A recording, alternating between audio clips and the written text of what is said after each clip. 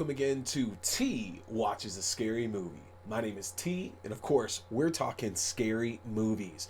I appreciate you joining me here. Remember, you can check out these videos at youtube.com/C/Theron Reynolds Scary Movies, as well as the fact that we put up new episodes every Wednesday night at 8:30 p.m. Mountain Standard Time, and an audio version of the episode goes up half an hour earlier at 8 p.m. Mountain Standard Time on your favorite podcasting platforms. But of course, reviews like these, if they're not in the new episodes, that means the only place you can catch them is on the YouTube channel. So make sure to hit that subscribe button so you can be kept in the loop for when I'm putting more of these movie reviews up. And you're definitely going to want to do that because the movie that we are talking tonight is the last of Laurie Strode and Michael Myers' long drawn out saga, Halloween Ends.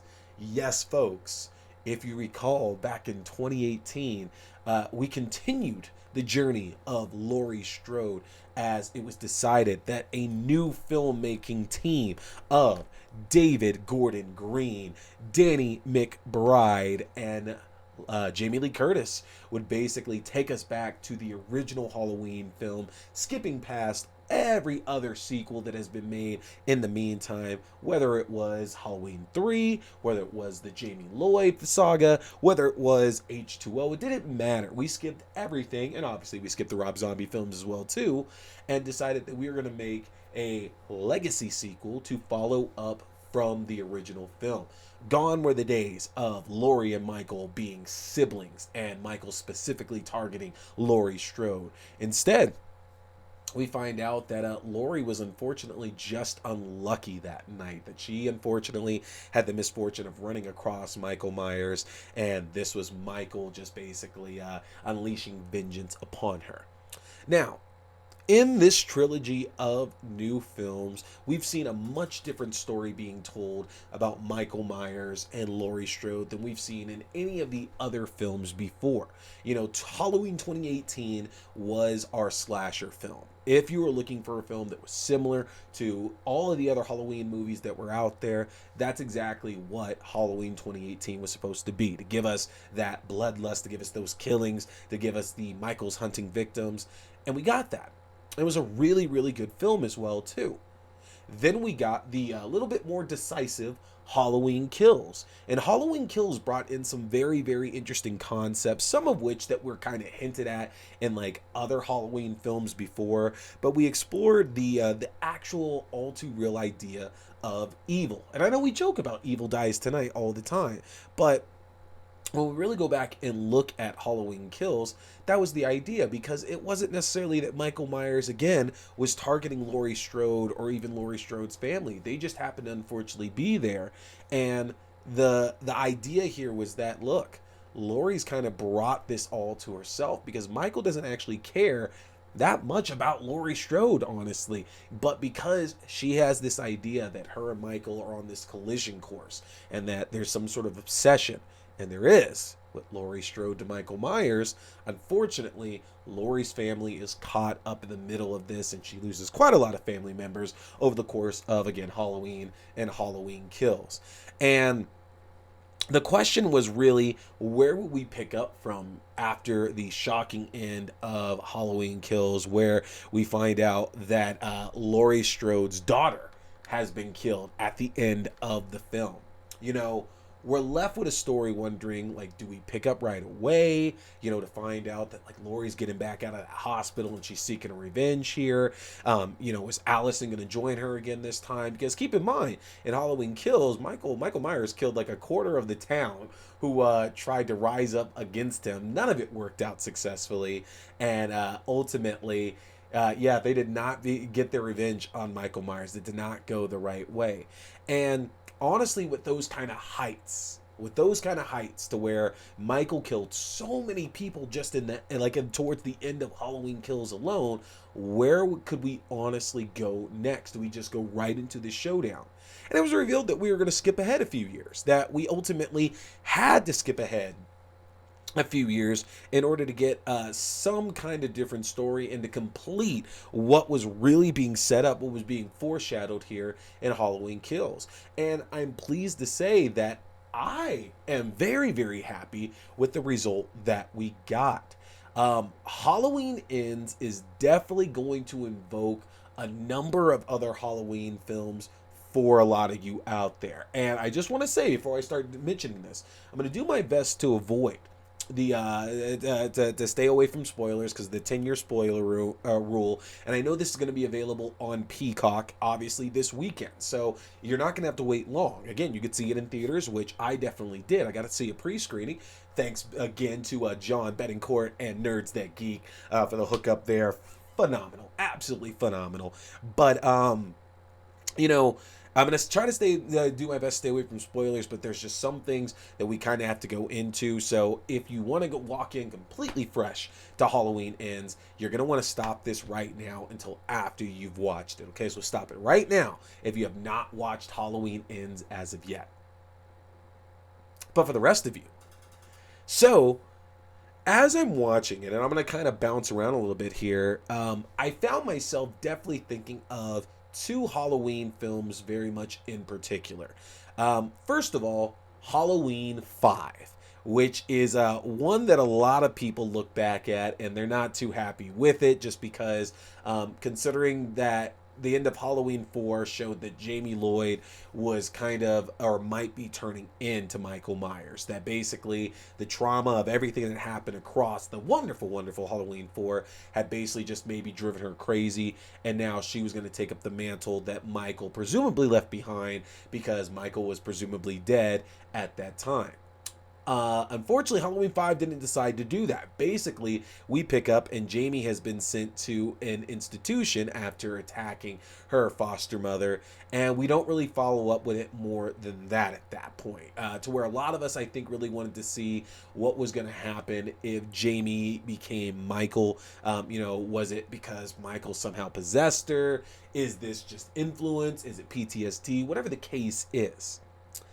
But then also, Rob Zombie's Halloween 2, another very, very divisive film in the Halloween franchise. This is another one that there is no middle ground. Either you love this movie, like I do now, or you absolutely hate it. And the concepts in Halloween 2 very much were setting up the fact that between Laurie's PTSD and that film, and the fact that Michael Myers is still around, how much is she being affected by this? Now, of course, Laurie had a whole string of mental health issues in that film as well, too. The PTSD just really, really exasperated all of that for her. And it left us with a very, very interesting ending about where the future of that series could have gone. And I feel that Halloween Ends very much emulated a lot of things coming off those two films, whether intentional or not, because we start off the film with the most interesting beginning to a Halloween film. A lot of Halloween films choose to go the route of that early kill. Okay, that's what a lot of slasher films and horror film franchises like to do, is that you get that first kill. And it doesn't always happen, but the thing is that it wouldn't be crazy to expect that, especially after the beginning of Halloween Kills. Sorry, I'm gonna mess that title up a lot here, y'all. But at the beginning of Halloween Kills, Michael Myers takes on all those firefighters and absolutely massacres them. Halloween Ends goes the exact opposite route, instead choosing to focus on Halloween 1 year later, basically, after the events of Halloween and Halloween Kills. Because remember, those movies take place over the course of one night. It is one night that those films take place over there, which is kind of crazy and sad to think. But it brings us to the character of Corey Cunningham, played by Rowan Campbell, who is a young babysitter who ends up in an unfortunate position to where he is accused of murdering a child that he's watching. And the beginning of the film absolutely is chilling and it's absolutely shocking, but it also does a good job of setting up what's left to come in this film, because this film does talk a lot about trauma and about how evil can transform not just the town, because the town has obviously been transformed. You know, we see that in Halloween the hysteria begins to grow as Michael Myers returns to Haddonfield and just starts killing.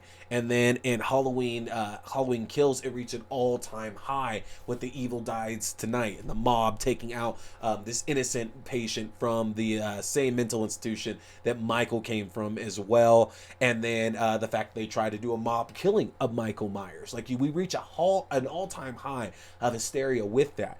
And we're talking very much about the fact of how much that evil can transform us into something different.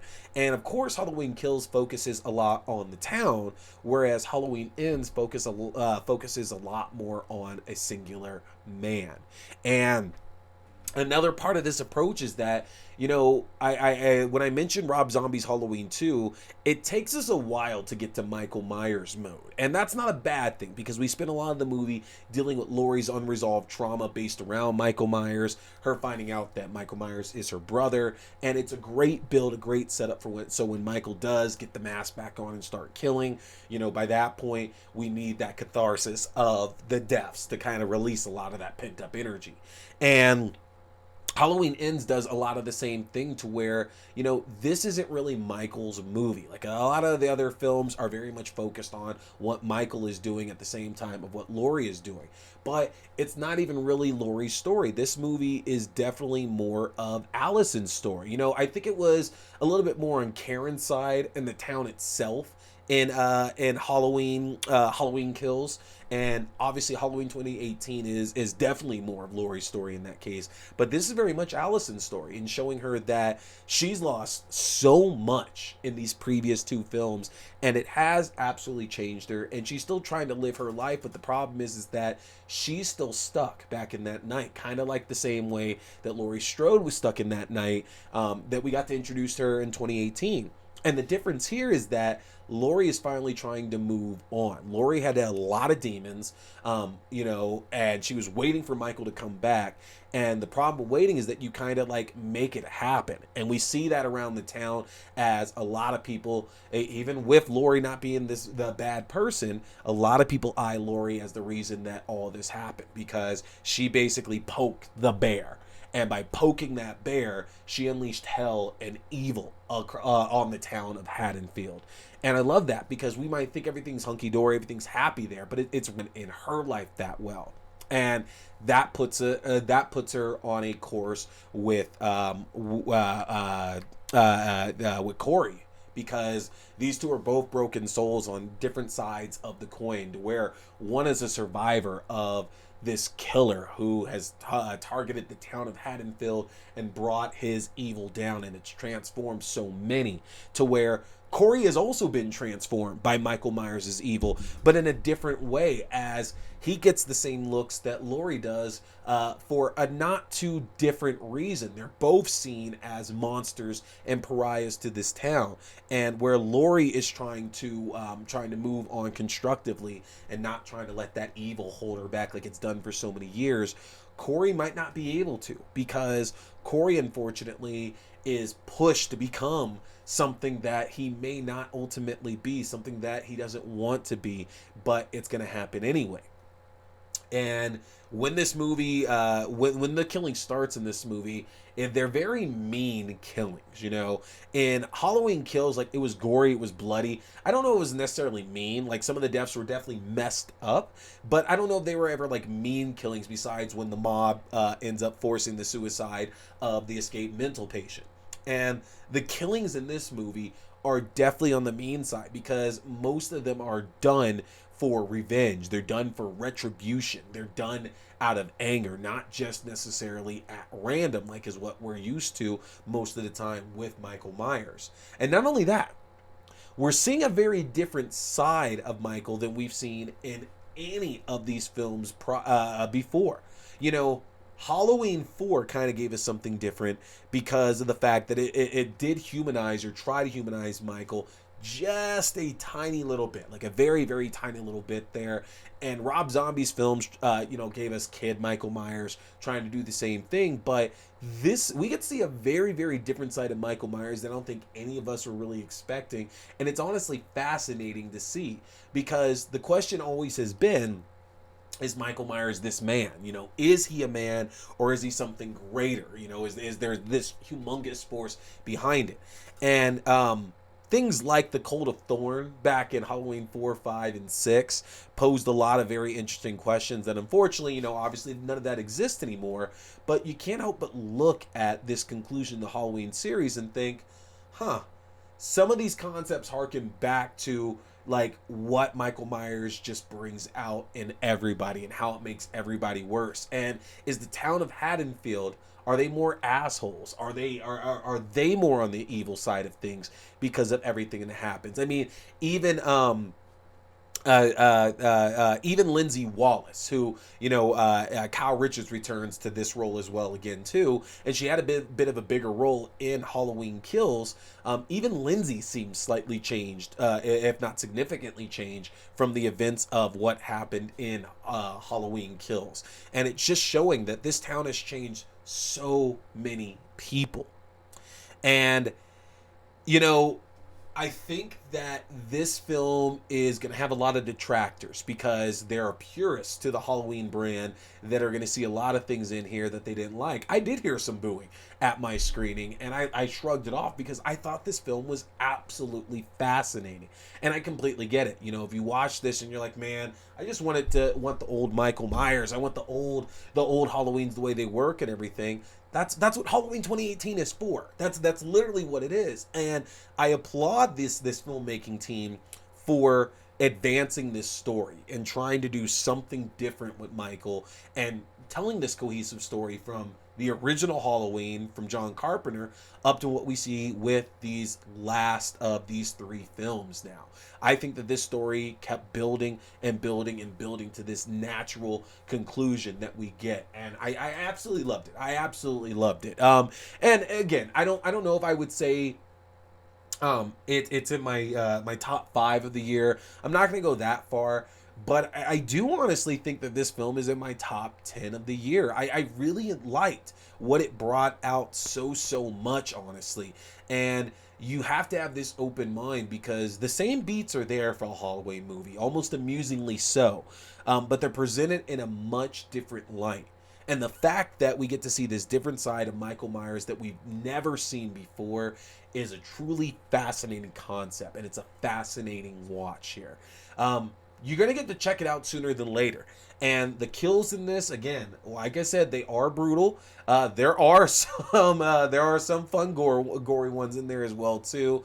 And the ultimate, the penultimate fight between Laurie Strode and Michael Myers, the last fight between these two characters ever, is absolutely phenomenal. And it is both of these characters letting out so much anger. And as much as these other films don't exist, you can almost feel it in this final fight. You can almost feel it in the final fight of this movie, that it's like all of everything that's been pent up over the last 5-6 decades of Halloween films, between the various Lauries, the various Michaels, everything to do with that. It just seems like it's all finally being released in this last fight. And, again, I'm not going to tell you who the winner is. You get to watch it there. But I will say that both sides get some retribution for things that have happened to their characters in the past, for sure.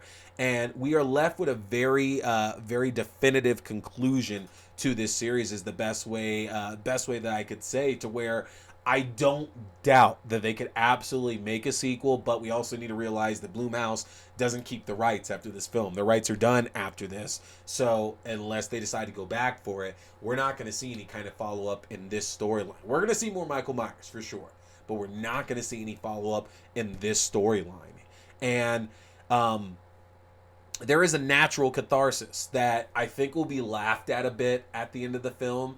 and I can't really give. I don't want to really give parallels. There's not parallel. There is a very obvious parallel to a very specific superhero movie, and to some biblical stuff, which if you kind of think about what I'm saying, you can kind of figure out what it is. And a lot of people might laugh at it, but honestly, when I saw it, I knew how necessary it was, because based on everything that's happened to multiple people and to Michael Myers over the course of these decades, the catharsis that we're given is very, very real, and it's tangible as well too.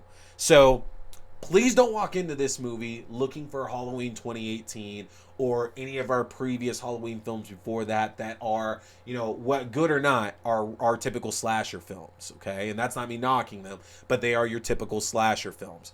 You do get some of that in here for sure. You're absolutely going to get this, like I said, some of those same familiar beats. But this is a different Halloween.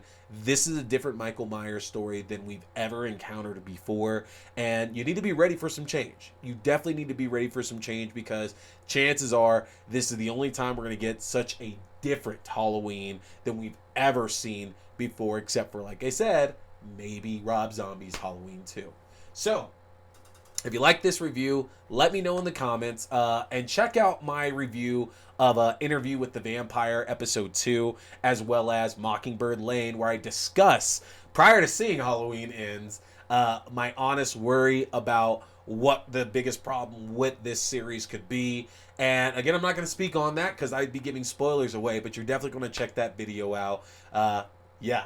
Halloween Ends is coming to Peacock and in theaters this Friday, October 14th. Don't miss it. Hey everybody, I appreciate you checking out this video, whether it was a review, whether it was a new episode, whether it was an unboxing, an interview, or whatever else. I want to remind you can check out my separate reviews also on my YouTube page, and new full episodes go up every Wednesday night on YouTube at 8:30 p.m. Mountain Standard Time, and on your favorite podcasting platforms at 8 p.m. Mountain Standard Time. Don't forget to hit that subscribe button, like and share. My name is T. We've been talking scary movies. Stay scared.